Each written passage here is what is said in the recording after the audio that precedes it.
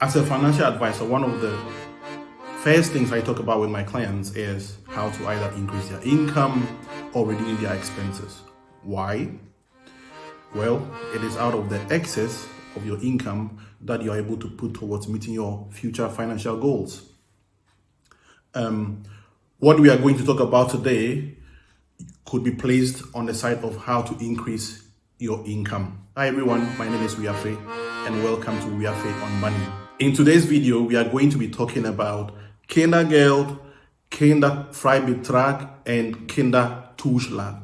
Three very important benefits that every parent in Germany should know about, particularly those of us who are immigrants and expatriates. Now, I know that many of us as immigrants and expatriates may not be familiar with these terms, or even if we've heard about them, we may not particularly know too much about them. But that's why I'm here to break down these kind of complex topics and ensure that you are getting the most out of the benefits to which you are entitled. So whether you're a new parent, whether you're expecting a child, or whether you're just hoping to learn more about these topics, you are at the right place. So let's get started.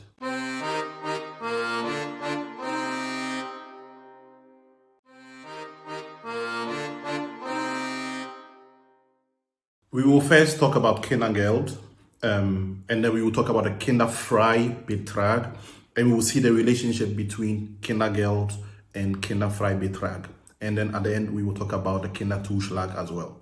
Well, the Kindergeld is essentially a benefit that is given by the German government to parents in Germany to help them take care of the bare minimum basics or basic needs of their children.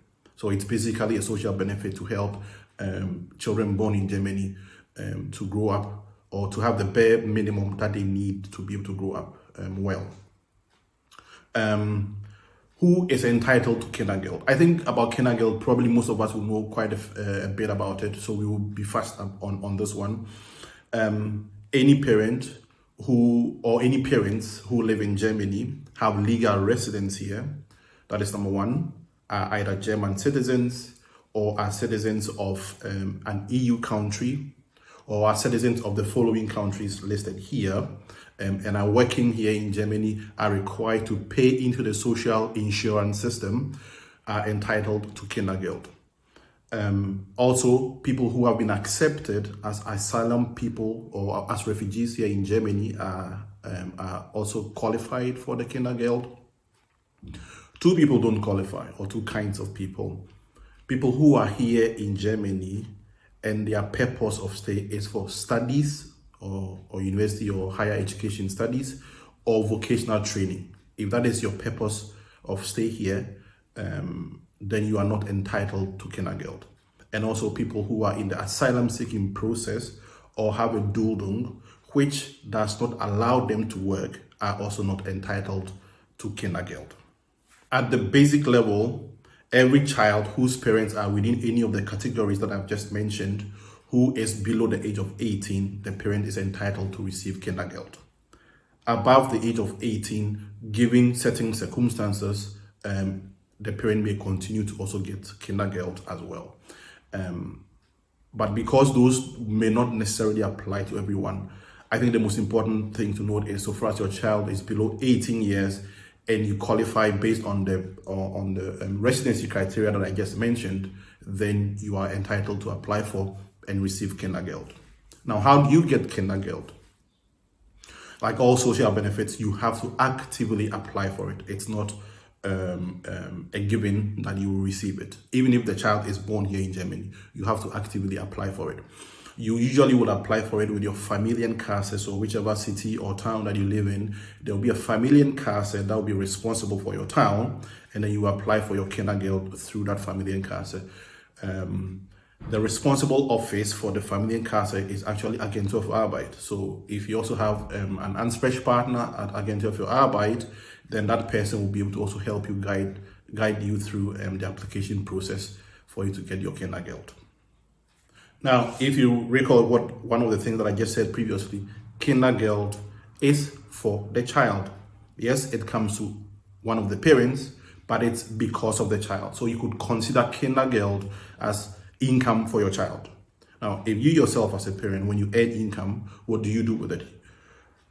So for us, it's possible you don't spend all your income within the given month or period that you receive it. You try to spend part, and then in one way or the other, you save part. You could apply the same logic or principle to the Kindergeld that you receive for your child. Instead of spending all the 250 euros a month that you will receive for each child under your care within the month for which you received it, probably a smarter way to go about spending this money will be to spend part of it for the child's current needs today, and to put the other part towards an investment or something for the future of the child, so that when the child is 18 or when they're of age, you're able to say, hey, look, this money that I was receiving because of you from the government, I was able to put part of it aside, and this is a gift for you to start your life. Yeah, so that's a very good way to think about how to manage Kindergeld as we receive it. Next, let's talk about the Kinderfreibetrag. Kinderfreibetrag. Actually, this Kinderfreibetrag is made up of two different benefits, but they usually go together. The actual Kinderfreibetrag and another Freibetrag for essentially to recognize that the child that you have, you take care of the child's school, feeding, and all those things. So this is a Freibetrag to recognize that fact. The Kinderfreibetrag itself for 2023 is a little over 6,000 euros. It's actually 6,024 euros. And the Betrag for Betreuung, Erziehung und Ausbildung is for 2,928 euros. Between the Kindergeld and Kinderfreibetrag, parents cannot receive the two benefits at the same time. It's either or. But it's also only people who qualify for and have applied for Kindergeld who could potentially qualify for the Kinderfreibetrag. You don't need to make any special application for the Kinderfreibetrag. You have to apply, but it's not a special application. The reason why I say you have to apply is that you are only able to take advantage of the Kinderfreibetrag if you declare your taxes, if you file your taxes. So at the end of every year, once the year has ended, January, February, March, I will always encourage each one of you, whether on your own or with the help of a tax advisor, to file your taxes. These are one of the benefits that if you're a parent, you are likely to get. So what happens? You file your taxes, the Finance Amt receives your tax filing. They look at how much Kindergeld you got in the year for which you filed the taxes, and then they compare to what benefits you qualified for under the Kinderfreibetrag. If the benefits that you qualified for under the Kinderfreibetrag are higher than the Kindergeld that you have received in the year under question, then you basically are placed in the Kinderfreibetrag bucket, if you like, so that in that year you would not have been considered to have received Kindergeld, but rather Kinderfreibetrag, which means that the difference between what you were entitled to under the Kinderfreibetrag and what you received under the Kindergeld will go to reduce the tax that you will pay at the end of that year. You would have already obviously paid tax, so when you file your taxes, this Kinderfreibetrag will then reduce the taxes you're supposed to pay, which will essentially mean that you are likely to get a Rückerstattung or a tax refund from the Finance Amt in that case. Or even if you don't get a refund, how much you would have had to pay back to the Finance Amt for that year will be reduced. Either way, it's a benefit that saves you money or increases your income that you would have earned in the year under review or under question. One other thing to note about the Kinderfreibetrag is the amounts that I mentioned are for both parents. So if for whatever reason both parents don't file their taxes together, it's called Zusammenveranlegung. If the two don't file their taxes together and they file separately, and for whatever reason, one doesn't want the other to have the full betrag, they could share it in half. So one parent takes half of it as they file their taxes, and the other parent takes the other half of it. Now, just as with the Kindergeld, you ordinarily also are entitled to the Kinderfreibetrag up to when the child is 18 years. Once the child passes 18 years, you may only qualify under specific circumstances. I will leave links in the description of this video, and you can click on it to check if your child is more than 18 years, what special circumstances you need to meet to be able to qualify to potentially receive the Kinderfreibetrag. The last one we are going to be talking about is the Kinderzuschlag. Now, the system recognizes significantly willingness to work with your hands to make a living. But it also recognizes that situations happen, things happen, and for whatever reason, people's income are not able to take care of their household. So it is the case now here in Germany that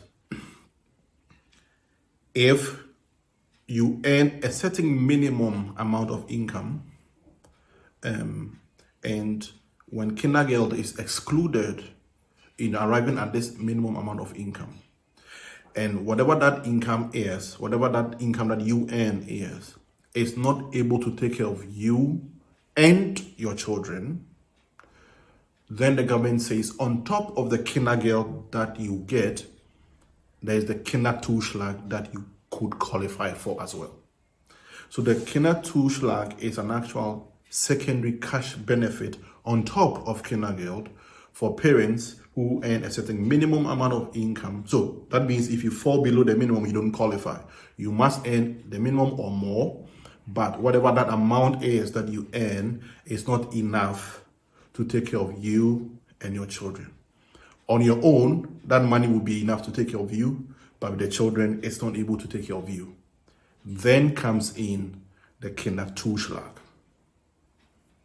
So basically, this benefit is there to help low-income families to make a subsistence living, at the minimum, make a subsistence living. There's a legal definition for that, but we will not go into that today. Kinderzuschlag is there to help working families to make a subsistence living. The Kinderzuschlag is not intended to be another permanent source of income for parents who qualify. Once you qualify, your initial qualification is for a period of 6 months. So you qualify, you receive Kinderzuschlag for 6 months. After the 6 months, if you are still in a situation where you still qualify for Kinderzuschlag, then you have to apply again. Your circumstances will be reviewed, and then if you still qualify, then you get the government's approval for Kinderzuschlag for another 6 months. So again, let me repeat, this is very important. The Kinderzuschlag is not intended to be a permanent source of income for the household. The next question to answer is, what are the requirements to qualify for the Kinderzuschlag? Like I've said before, the family, so either the one parent or both parents living in the household, must earn at least a certain minimum amount of income. For a two-parent household, this minimum amount of income is 900 euros a month. So if man, woman earn 900 euros a month or more, there's no maximum. 900 euros a month or more, that's the first qualification criteria. The second criteria is that the child the child who lives in the household for which this Kinderzuschlag is being applied for must not be more than 25 years old. This child must not be married or have a partner that they are living with. Well, you can imagine that if that's the case, then yeah, you probably don't need any Kinderzuschlag. The next requirement is that you must be receiving Kindergeld. So the Kinderzuschlag is a benefit on top of the Kindergeld. So if you're somebody who, for whatever reason, are not qualified to receive Kindergeld, then you will not qualify to receive the Kinderzuschlag as well. The next qualification is that the income that the parents in the household earn must be enough to take care of they themselves, but not enough to take care of the entire family. Yeah. And when the income of the household, like I've said before, is being counted, Kindergeld is not included, and then there's something called Wohngeld that is also not included in arriving at what income the household earns.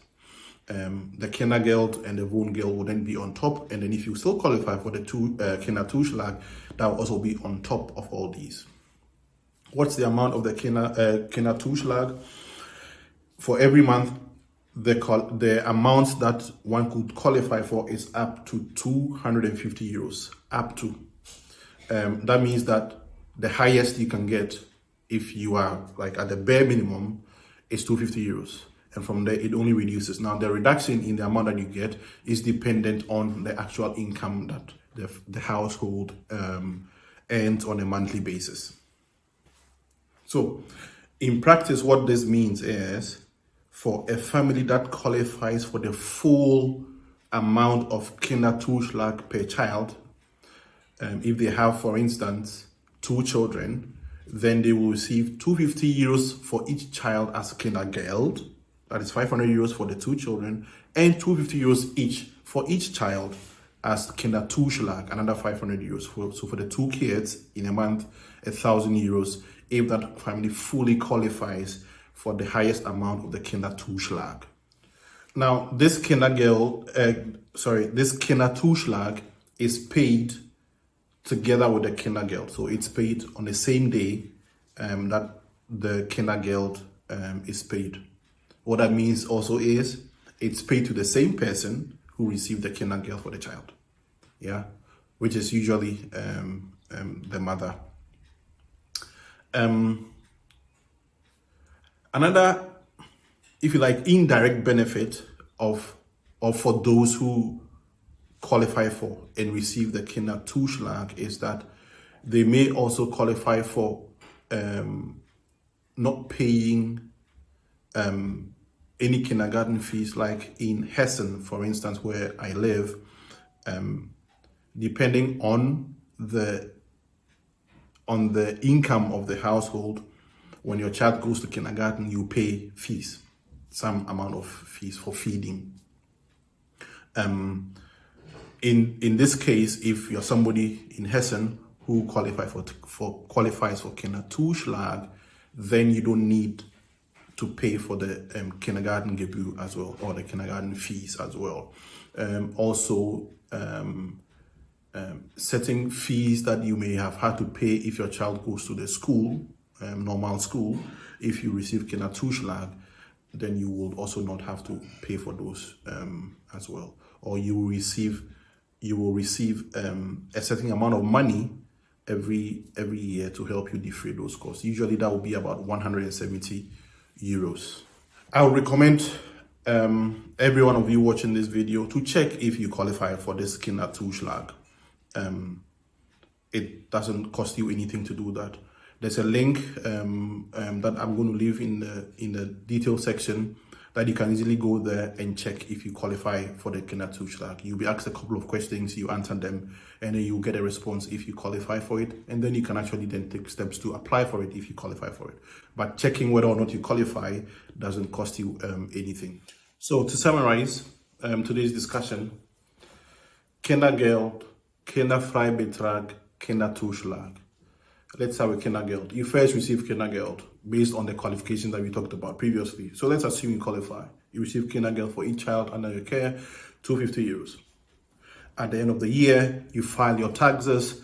The Finanzamt checks if you qualify for the Kinderfreibetrag, and if your benefits under the Kinderfreibetrag are higher than your benefits under the Kindergeld, then for that year you would have qualified for the Kinderfreibetrag, so you get that benefit, which goes to reduce the taxes that you pay for the year under questioning.